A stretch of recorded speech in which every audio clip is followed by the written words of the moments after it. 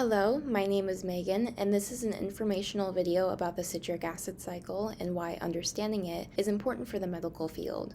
The citric acid cycle, also known as the Krebs cycle or the triboxylic acid cycle or TCA cycle, is a series of reactions inside the mitochondrial matrix that serves as the final pathway for carbohydrate, amino acid, and fatty acid oxidation, and the second step for cellular respiration. The process can mostly be found in the liver, skeletal muscle, and renal cortex. Each step involves reducing an electron transport carrier, either nicotinamide adenine dinucleotide or NADH, or flavin adenine dinucleotide or FADH2, to ultimately transfer electrons to the electron transport chain for ATP production. ATP is essential for the body because it provides energy needed for various processes like intracellular signaling, DNA and RNA synthesis, purinergic signaling, synaptic signaling, active transport, and muscle contraction, among others.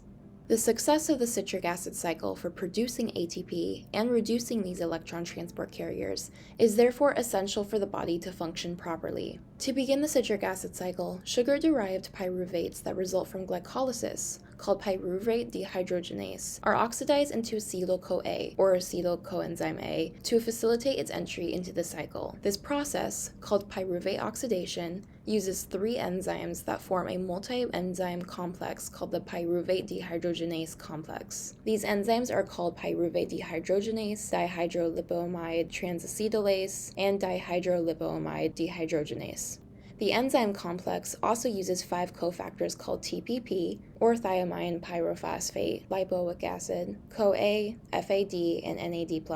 All in all, the reaction results in the pyruvate carboxyl group being released as CO2, while the remaining 2 pyruvate carbons are metabolically activated with the bond to sulfur, which is called a thioester bond, and NAD+ is reduced to NADH. This is an irreversible and favorable reaction. The resulting acetyl coenzyme A then reacts with water and oxaloacetate, which was produced at the end of the previous cycle and is catalyzed by citrate synthase. This creates a new carbon-carbon bond to the carbonyl carbon on oxaloacetate and creates citrate, which has a total of 3 carboxylates and a tertiary alcohol group attached. Coenzyme A with a thioester bond and a proton also result, and this was an irreversible and favorable reaction. The tertiary alcohol on the citrate then undergoes isomerization, or rearrangement, so it will be converted into a more usable secondary alcohol form, since a tertiary alcohol cannot be oxidized without the breakage of a carbon-carbon bond. The reaction, when catalyzed by aconitase, first undergoes a dehydration reaction to create a cis-aconitase resonance intermediate by removing the alcohol on the second carbon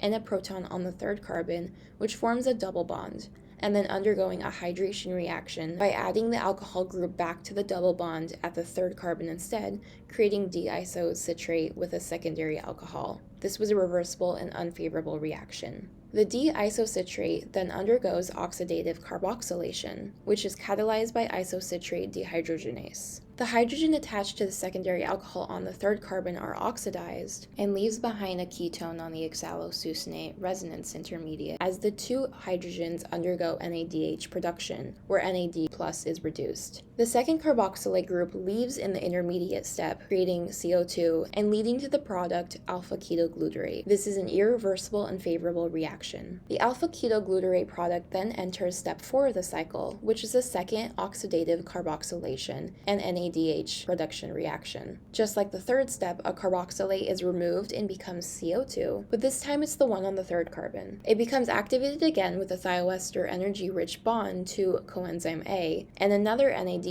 is reduced to NADH. It is important to note that this process is catalyzed by the same cofactors as the pyruvate dehydrogenase reaction. The new energy-rich thioester bond with coenzyme A creates a product called succinyl-coA, and the overall reaction is an irreversible and favorable reaction. Please note that at this point of the cycle, which is halfway through, a total of 2 carbons have been made into acetyl coenzyme A, and 2 have been lost as carbon dioxide. The next half of the cycle begins with a substrate-level phosphorylation, where the succinyl coenzyme A product, an inorganic phosphate, and ADP, which is also sometimes GDP in certain tissues like the kidney or liver, react to create succinate, ATP, or GTP if GDP was used, and reform coenzyme A in the thioester energy bond. The reaction is catalyzed by succinyl-coenzyme A synthase and performs by displacing the attached coenzyme A with the formation of a new carboxylate group to the third carbon. This is a reversible and unfavorable reaction. The succinate product then removes the two hydrogens attached to carbons 2 and 3, leaving behind a double bond. The resulting trans isomer double bond is called fumarate, and the reaction is a flavin-dependent dehydrogenation, meaning a hydride was lost, which in this case there were two, and it was catalyzed by succinate dehydrogenase. As this reaction proceeds, the powerful redox coenzyme FAD, which is covalently binded through a histidine residue to the coenzyme protein E, is reduced to FADH2. In order for it to repeat the step, however, the two electrons are transferred to coenzyme Q, another electron carrier, resulting in the reoxidation of FADH2 back to FAD so it can be used again, and a reduced coenzyme Q, which is also abbreviated as CoQH2. This is a reversible and favorable reaction. The electrons collected by FADH2 at this point then enter the electron transport chain through complex 2. The double bond in fumarate then undergoes a hydration reaction with water when catalyzed by fumarate hydratase, also known as fumarase. An alcohol group is added to the left of the second carbon and a hydrogen to the third carbon, creating L-malate. This is a reversible and favorable reaction. Then finally, for the eighth and final step of the citric acid cycle, L-malate undergoes an oxidation reaction where a ketone at the second carbon is formed, recreating oxaloacetate so the cycle can be performed again. It is catalyzed by malate dehydrogenase and shows that the two hydrogens that were pulled off from the second carbon and the alcohol are picked up by the NAD+,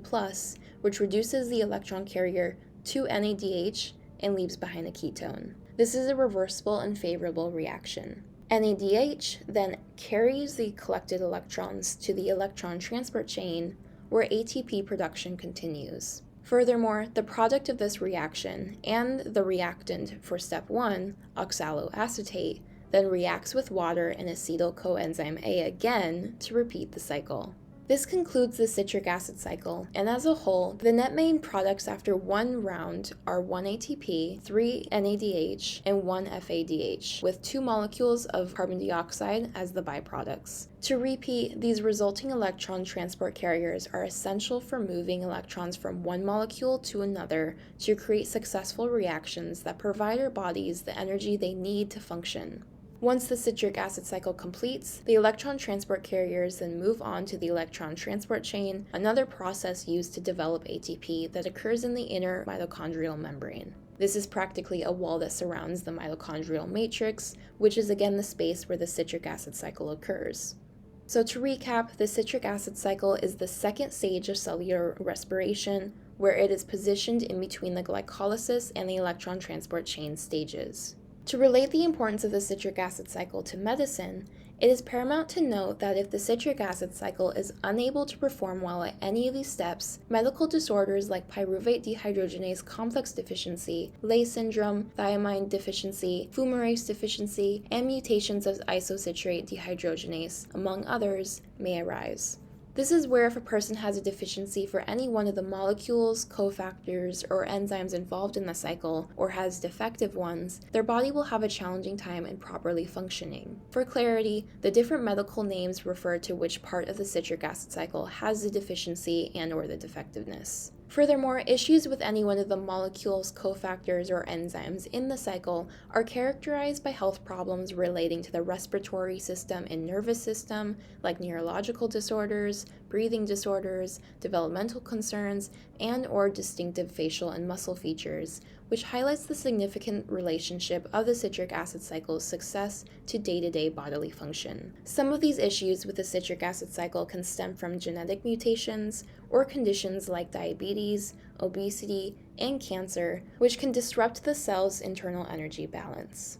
For example, fumarase deficiency, where a person is genetically deficient in the enzyme fumarase, can significantly affect the nervous system. The transfer of electrons to the electron transport chain, which is again essential in powering the body, is significantly delayed with any kind of deficiency. So if a person is deficient in fumarase, there are less electrons available that can be transported to different parts of the body that require them, like the brain or muscles. In this case, medical conditions like seizures and severely weak muscle tone can surface due to the lack of available electrons in the body.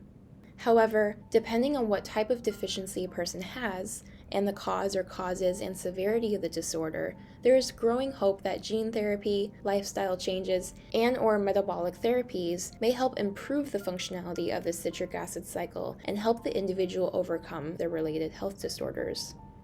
All in all, that concludes my informational video on the citric acid cycle and why understanding it is important for the medical field, and I hope you enjoyed.